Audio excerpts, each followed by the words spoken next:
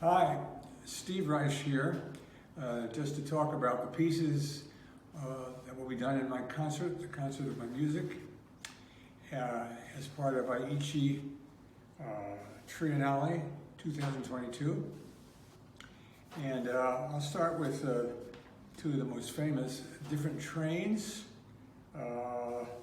was composed in 1988, and it uses pre-recorded voices doubled by a string quartet, and so that the melodies come from the speakers' voices.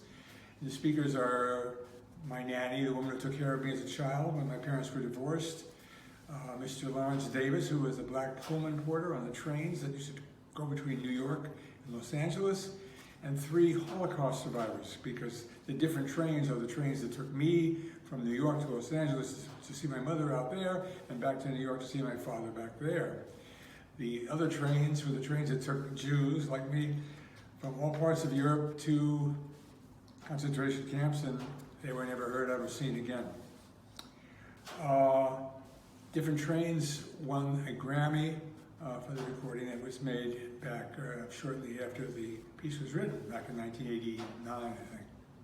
The other important, well-known piece is Double Sextet, which was written, in 2007, much later, and it won the Pulitzer Prize. It's an instrumental piece, and it can be played either with 12 musicians, that would be 2 sextets, or, as it will be tonight, 1 sextet, pre-recorded and playing against itself. So you'll be hearing 12 musicians, but you'll be seeing 6, and the other 6 will be pre-recorded.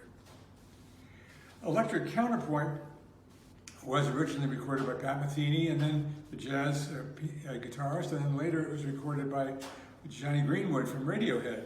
And it's a very widely known piece. Obviously a lot of pop musicians, rock musicians were interested in it, and you'll hear that tonight as well. And then Vermont Counterpoint, which was the first of all the counterpoint pieces for flute and tape. Again, you could do it live if you have a lot of flutists. I forget exactly how many, 10 or 12.